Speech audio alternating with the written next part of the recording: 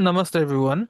Thank you for joining in the part 2 of this video series where we are discussing the issues that are caused when planets get debilitated in the Navamsha chart. Okay. And in part 1 we discussed about what problems come when a planet gets debilitated in the Navamsha and how that debilitation can get cancelled with the principle of Nij Bhanga Raj Yoga.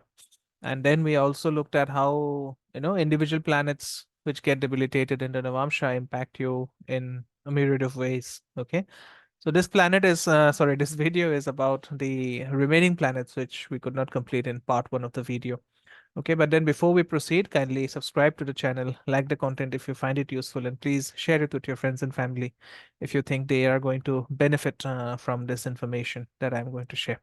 Okay, so if Jupiter gets debilitated in the Navamsha, then it indicates that as a native, you have huge karma related to your teachers as well as guides or gurus. Okay, and these people, they can do anything for the teachers and gain a lot of respect from their mentors in return. Okay, and remember, Jupiter always debilitates in the sign of Capricorn, which is the pond of water where you are cursed and people hide things with respect to the significations of the planet, whichever planet is placed in Capricorn. Okay, so if you have Jupiter in Capricorn, then your knowledge is going to get hidden. Okay, so Capricorn is the place where the planets get deactivated. So if Jupiter goes into Capricorn, your knowledge is going to get deactivated. By deactivation, I mean that your knowledge is not going to come and save you at a crunch situation. Remember the incident where Karna was fighting this great war with Arjuna, and all of a sudden he forgot his knowledge. Okay, his knowledge deserted him, and Arjuna was able to kill him because of that. Okay, so Jupiter, it represents wisdom, knowledge and spirituality. And when it gets debilitated in the D9 or in the Navamsha, you will face challenges in finding the right guidance and wisdom. Okay.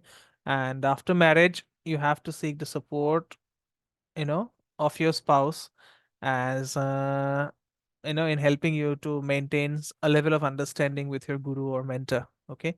So, you know, if you have someone who can channelize their energies positively and guide you effectively, that can be immensely beneficial for your personal growth and spiritual development. Okay, so if your spouse is very compassionate, if she is very encouraging, if he or she is very encouraging, then such a spouse can provide you with emotional support and encouragement to pursue your quest for knowledge as well as higher wisdom. Okay, so what if Venus gets debilitated? Now this is a problem because Venus is the Karaka of the Navamsha chart. Okay, so when Venus actually gets debilitated in D9, it comes with a big karma associated with it. Okay, and you know Venus gets debilitated in the sign of Virgo. So Virgo represents the sign, Virgo represents the extreme of practicality, and Venus does not like to be so practical. Okay, so by the word practicality, I mean over analyzing things, and that can of course lead to conflict in relationships because relationships are all about give and take. Okay, so if you overanalyze your stakes in relationships, obviously you can come across as someone who is very picky in relationships and has a tendency of doubting anything and everything that is done by the spouse. Okay, so this is not healthy for relationships at all. And when Venus gets debilitated in Navamsha, it suggests that you have certain things to take care of in terms of romantic as well as marital relationships. Okay, so Venus actually represents love, beauty, harmony. And when Venus is in Virgo in D9, then as a native, you might face unrealistic expectations or doubts about your spouse. Okay, and there could be conflicts arising from your overanalysis and excessive critical behavior towards your partner. Okay,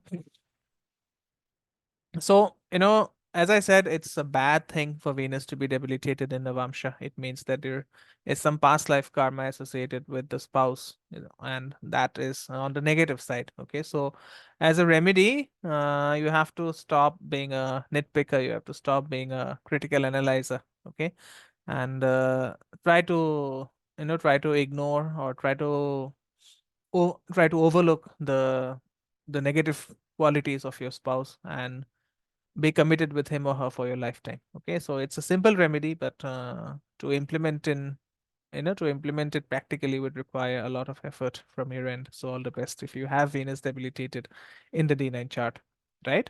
Now, if you have Saturn debilitated in D9, that means you're into karma yoga, okay? And because Saturn represents action, Saturn going into Aries, which is the sign of debilation, now represents impulsive action. So your actions will have a lot of impulsiveness associated with them, okay? And after marriage, your relationships will tend to have a lot of impulsiveness and fire, okay, when it comes to having discipline and obeying the duties in life. So you will be very enthusiastic and active when it comes to doing your duties, because now the planet of karma, which is Saturn, is in the most active sign of the zodiac, which is Aries, okay? So this will enhance, and it will make you more active after your marriage happens, okay? So if you have Saturn debilitated, then you can be driven to such an extent that you can become directionless, okay?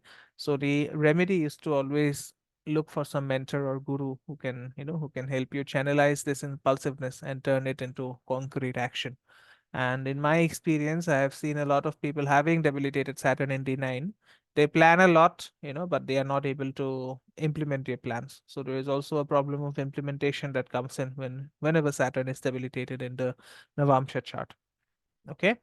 So that's it from me in this part two of the video, where we spoke about the debilitated planets of in the Navamsha chart.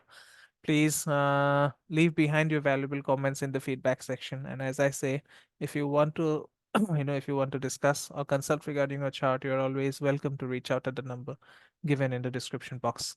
Okay, so that's it from me in this video. I'll see you soon in yet another video. Namaste. Om Gurave Namaha.